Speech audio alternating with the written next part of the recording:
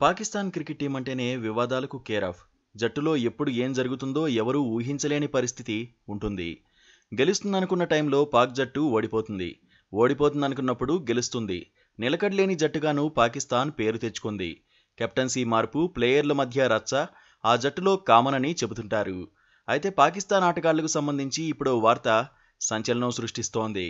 Captain Shan Masood, pacer Shaheen Afridi కొట్టుకున్నట్లుగా ప్రచారం జరుగుతోంది. ఇద్దరినీ ఆపడానికి వెళ్లిన మహమ్మద్ రిజ్వాన్కు చేదు అనుభవమే ఎదురైందట. మధ్యలోకి వెళ్లినందుకు రిజ్వాన్కు దెబ్బలు తగిలినట్టుగాను కథనాలొస్తున్నాయి.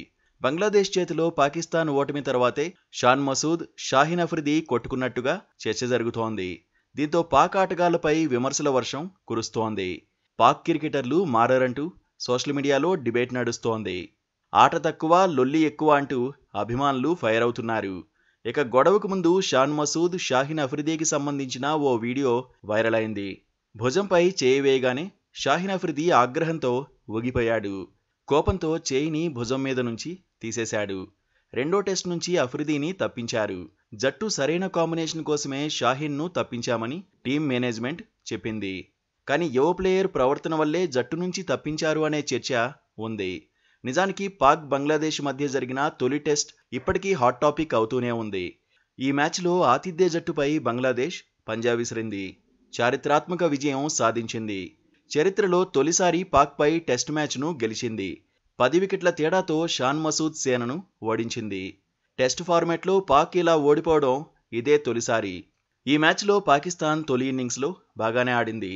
6 వికెట్లకు 448 పరుగులు చేసింది. అదే స్కోర్ దగ్గర ఇన్నింగ్స్ను డిక్లేర్ చేసింది. ఆ తర్వాత బంగ్లాదేశ్ ఆత్మవిశ్వాసంతో ఆడింది. ఎక్కడా తడబడలేదు. పాక్ బౌలర్లను ఓ ఆట ఆడుకుంది. తొలి ఇన్నింగ్స్లో ఏకంగా 565 పరుగులు చేసింది. 117 పరుగుల ఆధిక్యాన్ని సాధించింది. ఆ తర్వాత పాకిస్తాన్ తడబడింది. తొలి ఇన్నింగ్స్లో మాదిరిగా ఆడలేకపోయింది. ఒత్తిడికి లోనైంది. రెండో ఇన్నింగ్స్లో 146 పరుగులే చేయగలిగింది. 30 పరుగుల టార్గెట్ను బంగ్లాదేశ్ అలవోకగా ఛేదించింది. అప్పటినుంచి పాకిస్తాన్ జట్టుపై విమర్శల వర్షం కురుస్తూనే ఉంది. ప్లేయర్ల మధ్య సరైన బాండింగ్ లేదనే చర్చ కూడా జరుగుతోంది.